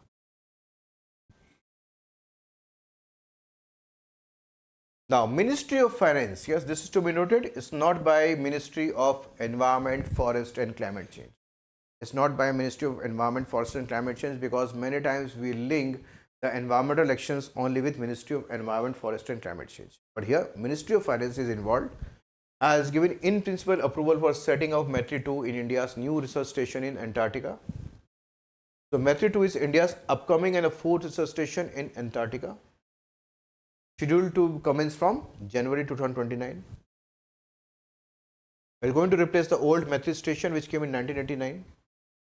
Nodal agency, this project is led by National Center for Polar and Oceanic Research, Goa.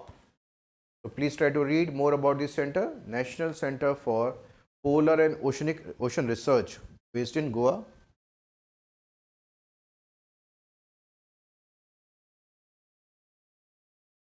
Why Antarctica is important? Because Antarctica contains 75% of Earth's fresh water, and studying its ice sheets is crucial for forecasting sea level rise. Sea level rise.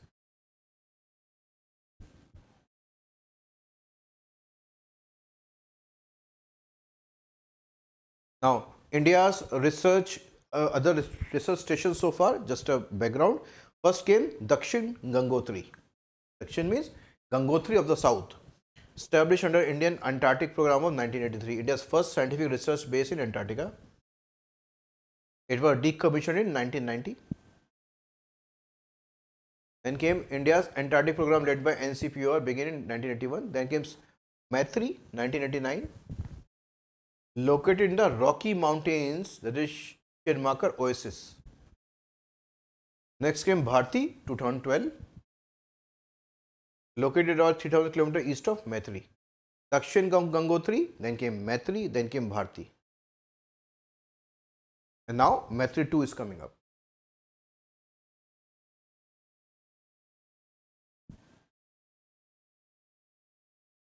Now, National Red List Assessment Initiative. We know IUCN Red List.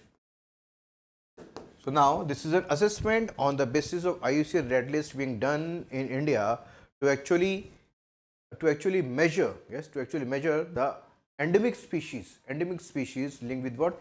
Indian subcontinent or India as a country, yes, endemic species. What is the status of them on the IUCN Red List? This is assessment being done. Assessment initiative is being launched. So India launched the 5-year National Red List Assessment Initiative 2025 to 30 to evaluate the conservation of flora and fauna, announced at the IUCN World Conservation Congress in Dubai.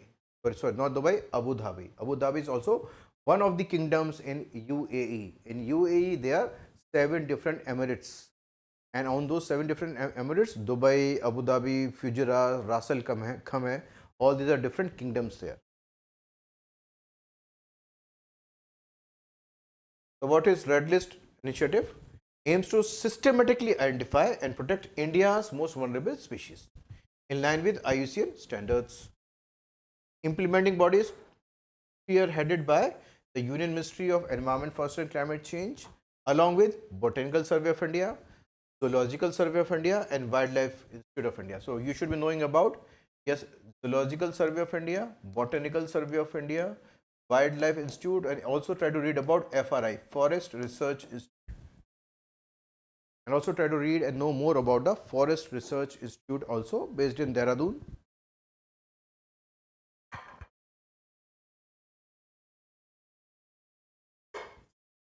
So based in Dehradun.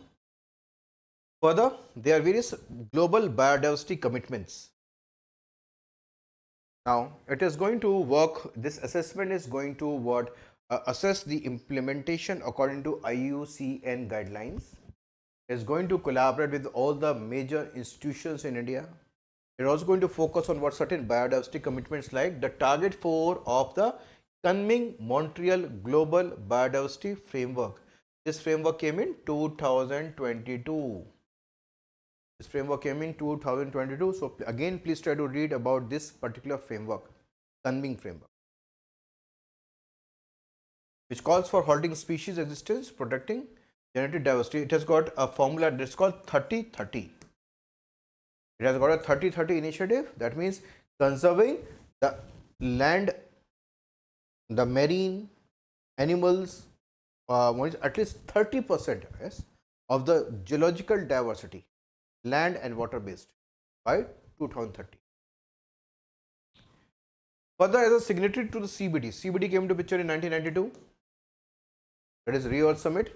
India is obligated to monitor and conserve its biodiversity, and this assessment provides the essential scientific basis for the effort. So India has launched a 5-year initiative to work on seeing the status of its endemic species as per the IUCN Red List in collaboration with multiple institutions, and also going with the 2022 guidelines of Kunming Montreal Biodiversity Framework, and also with the CBD guidelines.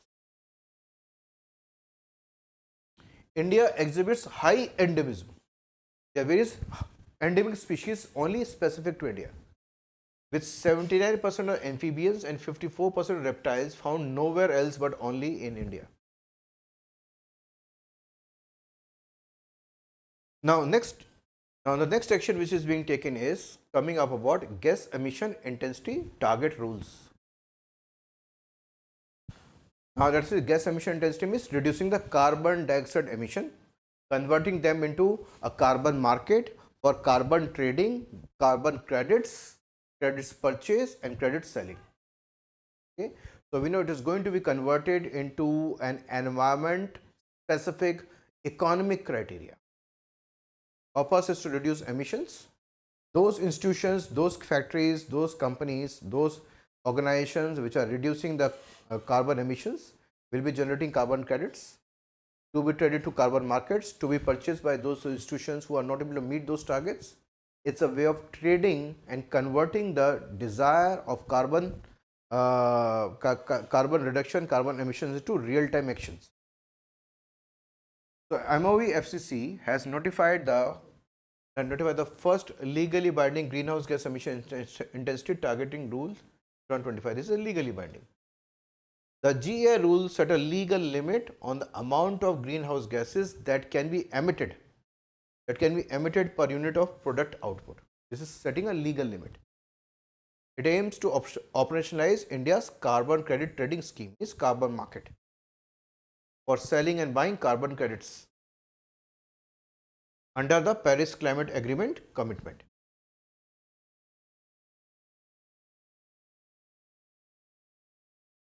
Key features: it sets the specific greenhouse gas emissions limits in tons of CO2 equivalent per ton of product, means tons of CO2 equivalent to per ton of product.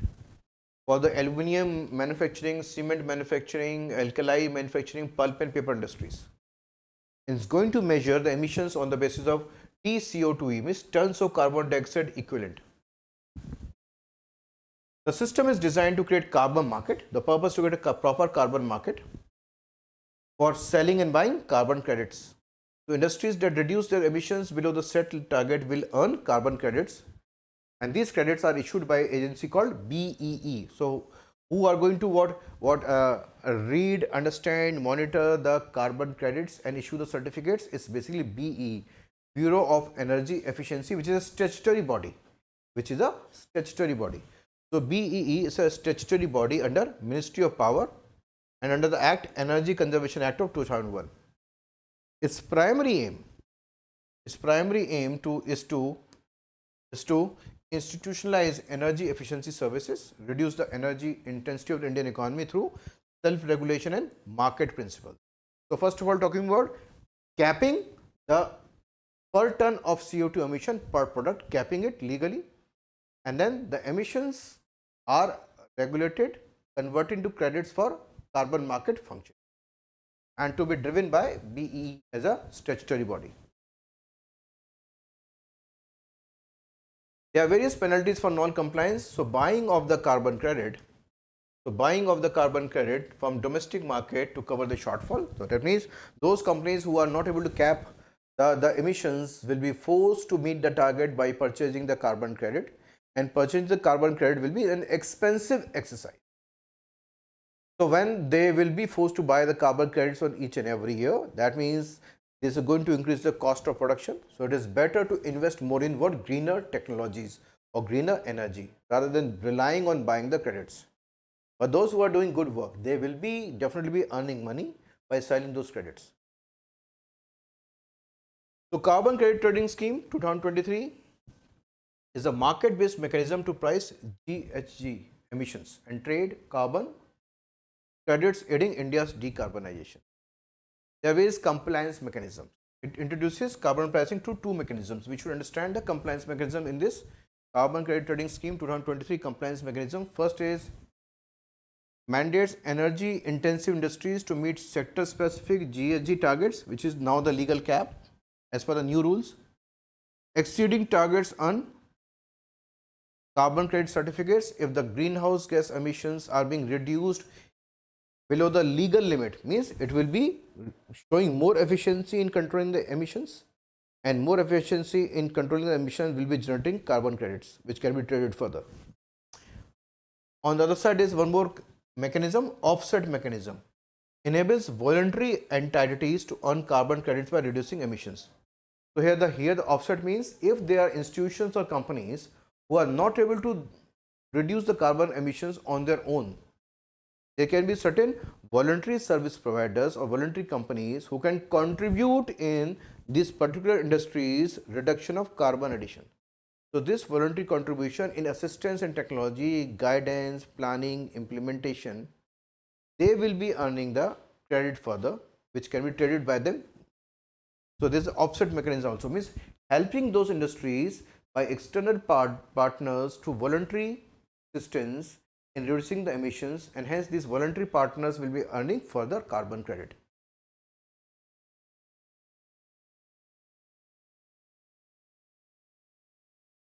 Now, further, it is supervised by several government bodies including the BEE, Bureau of Energy Efficiency, and also note down this is also important, National Steering Committee for Indian Carbon Market. Now, what is that National Steering Committee?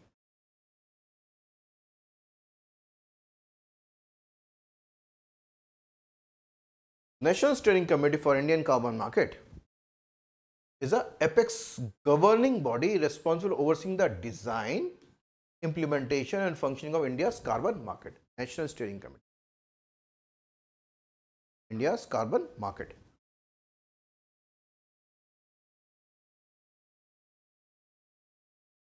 Now, further, it was constituted under the Carbon Credit Trading Scheme 2023.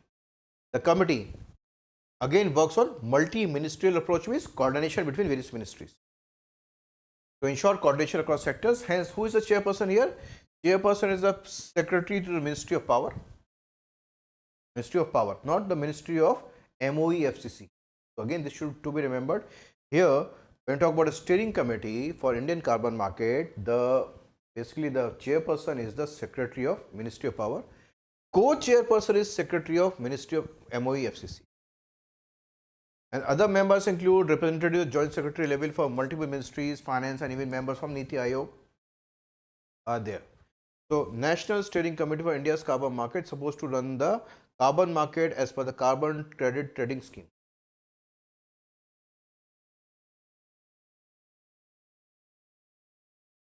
Now, let us talk about some interesting international news. So, here we are going to start first of all with Wassenaar arrangement. Now, Wassenaar arrangement is a global export control mechanisms to prevent the irrational selling of conventional weapons. They started to keep a effective check on the selling of the deadly conventional weapons to countries, but is also now including a new thing, This is called selling of the technologies which assist in the use of the conventional weapons. So, Wassenaar arrangement is basically export control of conventional weapons, not the nuclear weapons, not the biological weapons, not the chemical weapons, conventional weapons. Okay, export control conventional weapons, and now also includes the control of export of technologies which can assist the countries in launching conventional warheads, weapons targeting civilian and military. So now initially only the conventional weapons, now also including the software or technology required to run and launch those conventional systems. Data support systems are also being targeted under export control now. Now, was in news that there was protest against Microsoft after the allegation that its Azure cloud services were being used by Israeli military operations against Palestine, causing huge civilian harms and raising concerns over the loopholes in the Wassenaar Arrangement export control framework. So, what has we know? Israel-Palestine conflict, Israel-Gaza conflict. Gaza is a part of Palestine since 2023 October. That means the Azure cloud of the Amazon was providing a technology support for in terms of the services to launch the conventional weapons which actually targeted the civilians. So this created a huge hue and cry on the export control measures weakness both on the conventional weapon side and also on the technology export side or technology support side. What is the Wassenaar Arrangement? The Wassenaar Arrangement is the first multilateral body focused on export controls for conventional weapons and also dual use, civilian and potential military application technologies also. Wassenaar is a place in Netherlands, established in 1996, and it succeeded the initial Cold War era institution, that is Coordinating Committee for Multilateral Export Controls, COCOM, and functions now as a forum where all decisions are taken by consensus. So, this is working as a forum where all decisions are taken by consensus.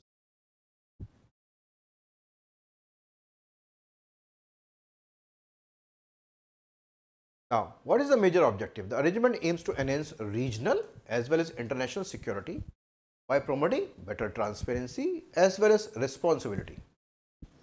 Transparency as well as responsibility among participating states. Now, whether India is a partner in this? Yes, India became a member of the Wassenaar Arrangement in 2017. Governance, it has got a plenary session. It is the main decision making body. The chair or the chairpersonship of this rotates yearly, means on annual basis. India was a chair in 2023. Secretariat or the headquarters based in Vienna, Austria. Member countries, 42 countries, India joined in 2017.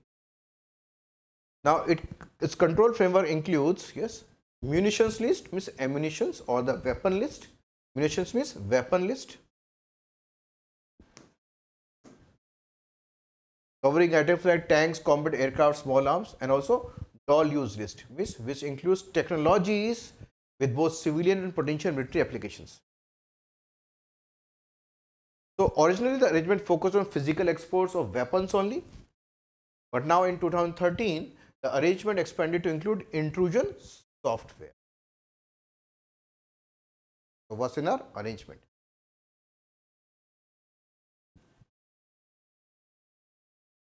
Now, let's see the other global export control regimes alongside the Wassenaar Arrangement. So, this is the additional information for you.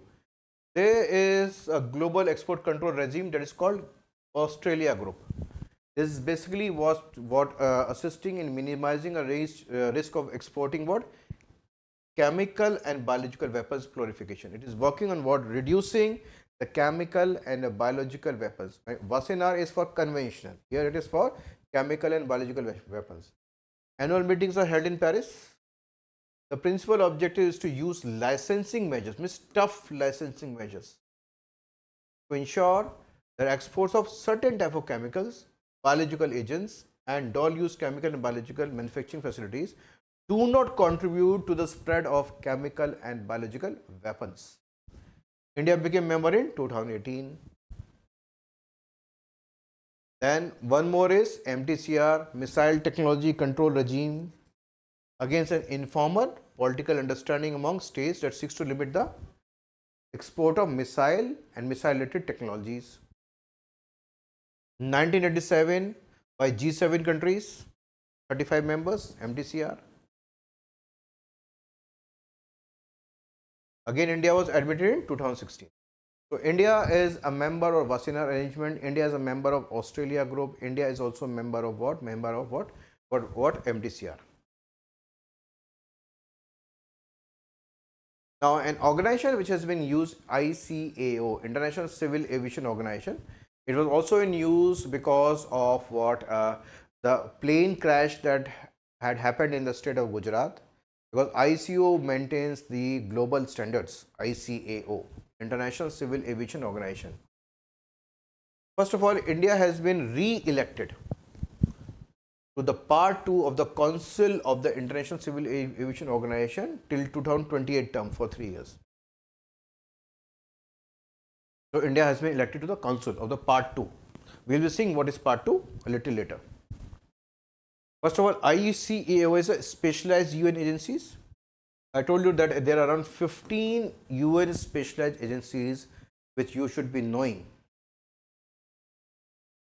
Established in 1944 through a signing of the Convention of the International Civil Aviation in Chicago. This is termed as Chicago Convention. Chicago Convention, 1944. Because we know the first plane flew in 1903. Over a period of time, over not next 30-40 years, the aviation developed into a proper means of transport, not only of the goods but also of the people and civilian. It requires what maybe as global standards, and hence came into picture ICAO on the basis of Chicago Conventions.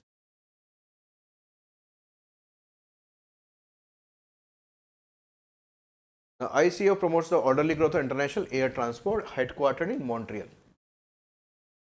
Its assembly is conducted every 3 years. And there are 190 signatories to the Chicago Convention. So this is comprising of 36 member ICAO Council. The ICAO Council comprises 36 members, and this divided into 3 parts. So India is a elected to the part 2. India is elected to part 2. 3 parts: part 1, part 2, and part 3. So part 1 includes states of chief importance in air transport like US, UK, China, and Japan. Part 2 comprises states making largest contribution in international civil aviation navigation like India, Germany, and Brazil. So India has been re-elected to the Council representing part 2 for 3-year terms. And part 3 covers states ensuring geographic representation such as Bolivia, Malaysia, that means pan world. Yes, this in different parts who are not coming in part 1, part 2, but geographical locations we have to cover. So there means countries can be brought into the council from the part 3. Indian ICO. So India is a founding member. So to be noted here is India is a founding ICO member. It played a key role in promoting the safe, secure, and sustainable and inclusive international civil aviation. From 2025-28, being the member of the Part 2, India focuses on strengthening aviation safety, security, enhancing and supporting the ICO's No Country Left Behind initiative. Highlights ICO efforts to assist states in implementing ICO standards and recommended. So, No Country Left Behind is an initiative of ICAO to be remembered. ICAO to be remembered. Now, MLAT, Mutual Legal Assistance Treaty. We know what is Mutual Legal Assistance Treaty. We know they are criminals who actually by doing crime they escape to foreign countries. So there's a requirement of what may be a legal assistance with those countries. And this legal assistance can be concretized by converting them into a formal treaty, bilateral or multilateral treaties. So Mutual Legal Assistance Treaty. So recently in Government of India has invoked for MLAT treaty with Singapore. What is Mutual Legal Assistance Treaty? is a bilateral or multilateral agreements that enable countries to cooperate in criminal matters like terrorism, human trafficking, cybercrime, smuggling, and financial frauds. That means people like Nirav Modi or Malias can also be brought back to what mutual legal assistance treaty if they are there with those countries where they are hiding. So AMLETs provide a structured and legally binding framework. So AMLETs strengthen international cooperation, reciprocity, and speed in the ending transnational crimes. Mutual legal assistance treaty. Now, India's approach, India provides mutual legal assistance to bilateral. In India, how this mutual legal assistance request with the foreign country originates. In India, how it originates? In India, mutual legal assistance requests are routed first of all to Ministry of Home Affairs, not through Ministry of what Foreign Affairs. First of all, to Ministry of Home Affairs, because crime comes within Ministry of Home Affairs, which acts as a central authority with support from the Ministry of External Affairs. Now, to deal with the foreign countries, now Ministry of External Affairs comes into picture. So, request originate from Home Affairs, and then for further action, the Ministry of External Affairs is now getting involved for assistance. India signed MLET treaties in criminal matters with around 48 countries. Recent additions. So, recent treaties are being signed with what? Germany, Mozambique in February 2026, is this year. Germany and Mozambique in all 48 countries. India has also signed this with Nepal also. Nepal is also being covered here because many times we are seeing people committing crime in India, they escape easily through the porous borders to Nepal. Now let's talk about Sir Creek. So we know Sir Creek is an area of dispute between India and Pakistan, is basically not able to define the borders on the territorial waters. Yes, territorial waters. So Sir Creek is a disputed area in terms of what Pakistan claiming an extended area of water intruding into India, but India is talking about somewhere a middle line. Yes, middle line for the borders to be demarcated. So Sir Creek is a 96-kilometer tidal waterway in the marshlands of where Ran of Kutch, forming the boundary between India's Kutch region and Pakistan's Sindh province, opening into Arabian Sea. Historically, it was termed as Ban Ganga, renamed Sir Creek during the colonial period after British official. Now, why is it distributed? Pakistan claims that the entire Sir Creek under a 1914 resolution, Pakistan is claiming the entire Sir Creek area. However, India argues that the same resolution also invoked a principle that's called Thalwag principle, yes, or Thalweg principles. This sets the boundary along the middle of the navigable channel, not the entire creek going to Pakistan. Pakistan is claiming the entire creek. India is quoting the Thalweg principle, which is talking about the middle part, yes, half going to Pakistan, half going to India. India further cites the 1925 map and mid-channel pillars to back its position. Pakistan argues that Thalweg principle applies only to rivers, not to the ocean bodies like Sir Creek, and contends Sir Creek is non-navigable, so it shouldn't be applied. Importance Sir Creek, strategic significance, maritime security. Now, economic value and ecological importance. So that means here, when we see this map or image, so let's see here. Now, Pakistan is claiming, so this green part is being claimed by Pakistan, yes, claimed by Pakistan. So basically, paying of Pakistan is they are claiming the entire in the extended boundary. India is talking about that a middle part, yes, that is the red one. So red line is the border claimed by India but disputed with Pakistan. Green line is the border claimed by Pakistan.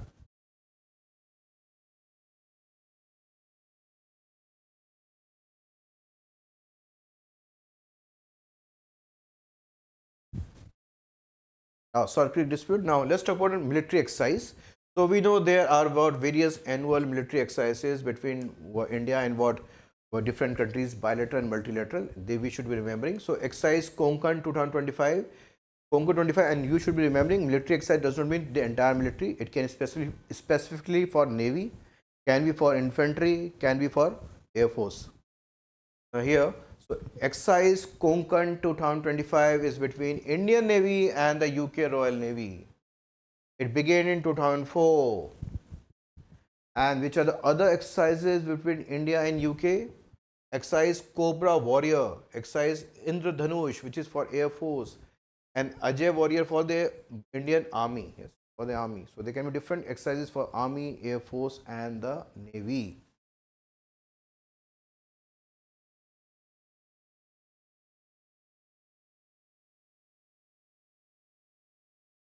So new START treaty, START treaty is strategic arms reduction talks.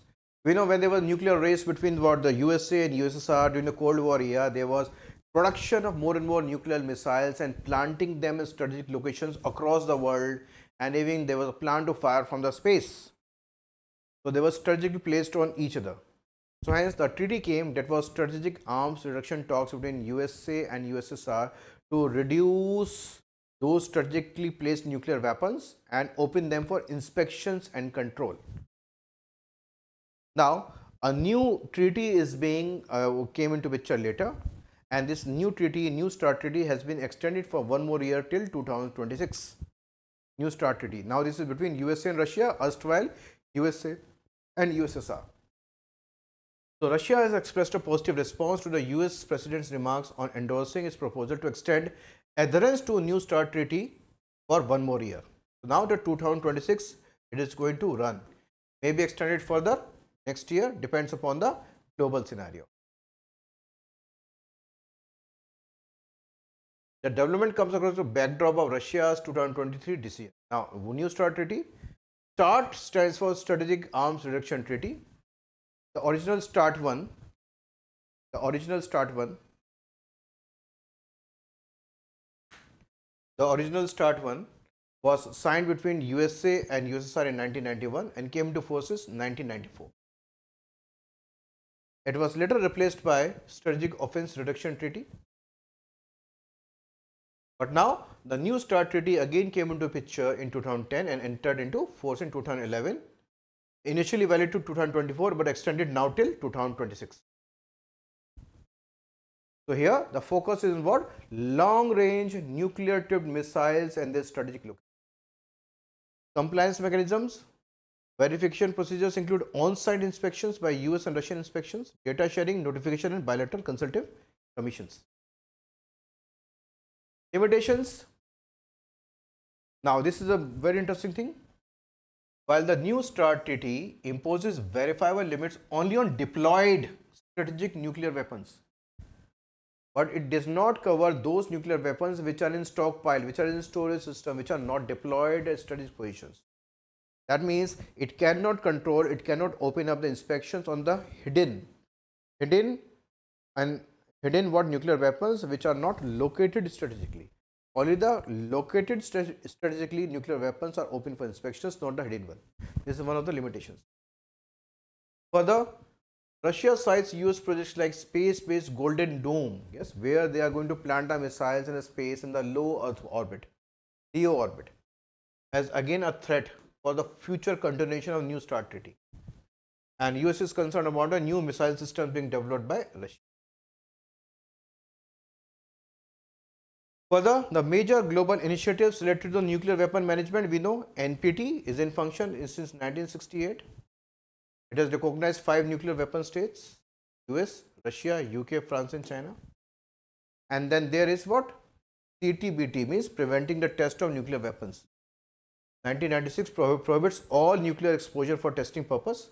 Not yet entered into force because there is an annexure 2 which talks about a specific countries, specific 44 countries which should ratify it. CTBT.